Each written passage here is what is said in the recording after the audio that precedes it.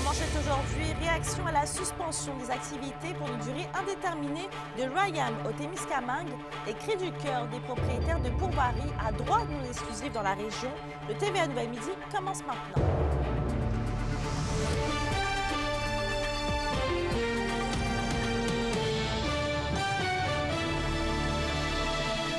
Bonjour tout le monde et bienvenue parmi nous. On vous apprenait hier que l'entreprise forestière Rayam au Témiscamingue suspend ses activités pour une durée indéterminée à partir du mois de juillet. Et Kimberly, le député de Rouyn-Noranda-Témiscamingue, Daniel Bernard, considère que c'est un autre coup dur pour la région. Tout à fait, Mélissa. Daniel Bernard m'a confié que c'était particulièrement désolant d'apprendre que près de 275 employés seront mis à pied, mais il m'a informé au moins que la ministre de l'Emploi, Catherine Champagne-Jourdain, prévoit de mettre en place des mesures pour accompagner les travailleurs concernés. M. Bernard tente aussi de savoir quel sera l'impact économique pour les emplois indirects dans la communauté.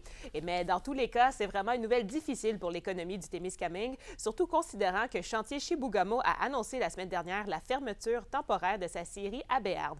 Bref, cette situation rappelle à quel point le marché du bois est difficile actuellement, selon le député de Rouyn-Noranda-Témiscamingue.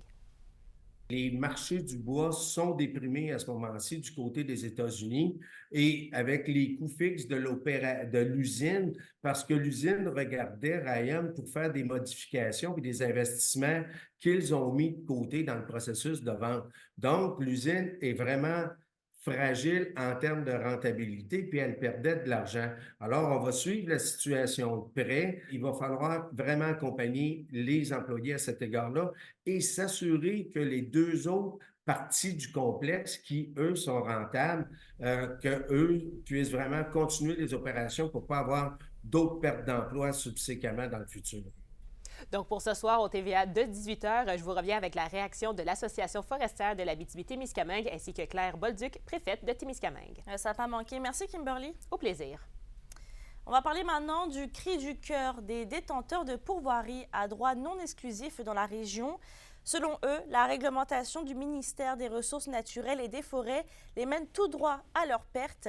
Les règles actuelles ne permettent pas aux propriétaires de pourvoiries à droit non exclusif d'acquérir le terrain où se situe leur installation. Une situation qui limite le développement de ce type de pourvoirie.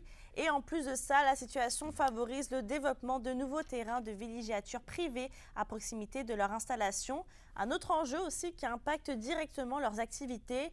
Et en ce sens, ils exigent une plus grande équité pour encourager l'essor d'entreprises régionales établies sur le territoire depuis des décennies.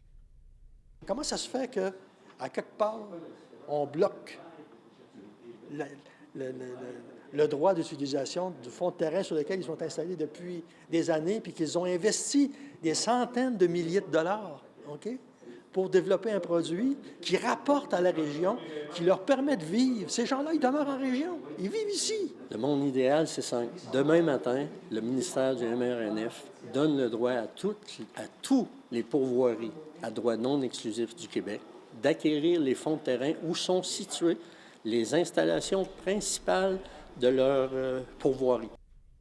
Les chasseurs de la région semblent ouverts au changement dans le plan de gestion de l'orignal. C'est du moins ce que démontre le dernier sondage de la Fédération québécoise des chasseurs et pêcheurs de l'Abitibi-Témiscamingue qui a récolté les réponses de 1570 répondants. 62% des adeptes de la chasse croient que la meilleure modalité serait l'alternance, donc ça veut dire que les femelles soient permises une année sur deux, et 45% d'entre eux sont aussi favorables à l'interdiction de la vente et de la possession d'urine naturelle. On rappelle que dans 2 ans, le ministère de l'Environnement et de la Faune devrait normalement déposer un nouveau plan de gestion de l'orignal. Puis, près bon an, mal an, 23 000, 24 000 permis qui s'émettent dans la zone 13. Donc, techniquement, on représente une bonne quantité de chasseurs, là. Ils ont très bien répondu dans nos séances d'information. Victime un peu de notre popularité, on a rempli les salles. Ça a été vraiment intéressant, les échanges. Et surtout, le sondage maison a fait en sorte qu'on pouvait aussi avoir les commentaires des chasseurs. Ça a été fascinant à lire. Les commentaires ont été nombreux. On a beaucoup de questions sur lesquelles il faut répondre. Mais l'intérêt d'avoir toutes ces réponses-là, ça fait en sorte que la Fédération québécoise des chasseurs et pêcheurs, Abitibi-Témiscamingue, a pu répondre efficacement au processus de consultation du ministère. Donc, on est solide là, quand on apporte ces données-là. Même si Air Canada n'offre toujours pas un deuxième vol par jour à Rwanda, la mairesse Diane Dallaire dit constater une amélioration de la qualité de la desserte aérienne à l'aéroport. Tout près d'une soixantaine de passagers en moyenne profitent de l'unique vol quotidien du transporteur aérien vers Montréal. Et l'élu se dit donc confiante que l'aéroport pourrait voir l'offre être bonifiée. Diane Dallaire dit avoir également des échos que les retards d'Air Canada ont diminué dans les dernières semaines. Et entre-temps, la mairesse confirme prendre part à des discussions avec certaines compagnies aériennes et ainsi espérer qu'elles s'établissent sur le territoire. Tous se disent intéressés, mais tous vivent certains problèmes, que ce soit au niveau de la main-d'œuvre, des équipements, bon, de la disponibilité. Bref, mais tous sont d'accord pour dire qu'il y a un potentiel intéressant à Rwanda. On travaille avec l'aéroport de Val-d'Or. Vraiment, il y a des efforts communs qui sont faits présentement pour justement tenter d'améliorer aussi l'offre de services régionale. Alors, ça, c'est une belle nouvelle pour les citoyens de la région. La question du jour TVA, une présentation de Mobilier Bélan qui vous offre depuis plus de 50 ans un service de qualité et un grand choix de matelas, mobilier, électro au prix compétitif que vous recherchez.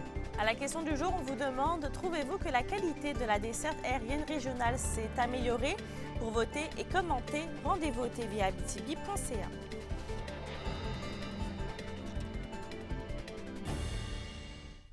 Un garage résidentiel a été la proie des flammes ce matin à Lassar.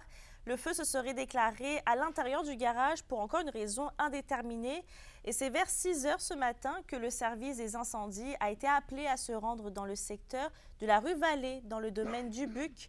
À l'arrivée de la quinzaine de pompiers, le brasier s'était déjà généralisé, mais il a rapidement été maîtrisé.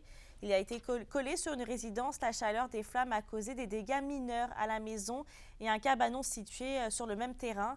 Et heureusement, personne n'a été blessé dans l'événement considéré comme accidentel par les autorités. À Malartic maintenant, la mine canadienne Malartic annonce la fermeture temporaire de l'observatoire du Belvédère à partir d'aujourd'hui. Contactée ce matin, l'entreprise nous informe que cette fermeture est due à des tests dans la fosse. Et toujours selon l'entreprise, les tests devraient durer environ une semaine, après quoi l'observatoire sera rouvert au public. La ville confirme aussi qu'un avis sera émis à la population pour les informer d'une date de réouverture précise. Et d'ailleurs, en parlant de mine, Vior, une société junior d'exploration minière dans la région, achète les concessions minières de l'ancienne mine Belle-Terre au Témiscamingue. Soutenue par la corporation minière Osisko, la transaction dans Belle-Terre Or est évaluée à 2 100 000 $. Des travaux de forage sur 60 000 mètres sont prévus cet été. La mine Belle-Terre a produit 850 000 onces d'or entre 1936 et 1959. Vior œuvre aussi sur le projet Skyfall qu'elle qualifie de prometteur à Lebel sur Quévillon. Dans un autre dossier, Québec octroie 2,5 millions de $ pour soutenir des projets visant à contrer la violence conjugale et familiale en contexte autochtone. L'appel de projet est ouvert depuis aujourd'hui et les organismes posant leur candidature devront répondre à plusieurs objectifs. On parle entre autres de l'accompagnement des victimes de violences, le rétablissement et la guérison des victimes, ainsi que le développement et le transfert des savoirs. Chacun des projets retenus se verra attribuer un maximum de 250 000 $. Décédée au début du mois de mars, Margot Lemire reçoit un hommage de la municipalité de Lamotte. Lors du spectacle annuel du Show de Lamotte, le maire a confirmé qu'une loge du centre communautaire qui abrite aussi une salle de spectacle portera désormais son nom. L'élu a rappelé l'apport important de l'artiste comme pionnière de la culture en région. Madame Lemire, elle a été cofondatrice de ça avec la période. Les gens, ses amis qui l'ont côtoyé pendant des années, pensaient que c'était peut-être une bonne suggestion de mettre la loge, parce que faisant des spectacles, on a comme une loge, au nom de Margot Lemire. Puis tout de suite, on a trouvé que c'était une bonne idée, puis on a accepté. On va mettre une coupe de belles affiches pancartes, là, bien fait à l'entrée, puis à la loge. Madame Lemire, c'était une écrivaine, une poétesse, puis elle a fait des dramaturges, puis elle a eu beaucoup de prix littéraires dans le passé. Puis même son succès ou sa présence a été même mentionné à l'Assemblée nationale à Québec. Puis avec tous les livres qu'elle a écrits aussi, toute cette connaissance-là, puis l'identité à la mode s'est faite connaître partout, là, provincialement, puis même, je présume, à l'extérieur, avec les livres surtout, là. Fait que ça fait plusieurs années qu'il est ici. Fait que, on pense que c'était vraiment important de commémorer tout ça, pour que ça reste un peu dans la mémoire des gens, là, quelque chose d'indélébile qui va rester. L'instructeur des citadelles M15, Maxime Sauvageau, se retire après 7 ans d'implication derrière le banc de la formation. Selon le responsable de la structure dans l'organisation, Gary Park, le professeur d'éducation physique souhaite se consacrer à sa nouvelle épouse et à leur vie familiale. Monsieur Sauvageau, qui a aussi joué 2 ans avec l'équipe, n'exclut pas par contre la possibilité d'un retour éventuel. L'entraîneur devrait joindre l'équipe le 15 juin prochain lors du tournoi de golf marquant les 60 ans des citadelles au club de golf d'Aller à Rwanda et 300 invités doivent s'y retrouver. Pour une nouvelle importante à nous communiquer, contactez-nous. Nouvelle au pluriel à commercial rncmedia.ca, par téléphone 1866 463 4636 et notre site web tvabtb.ca.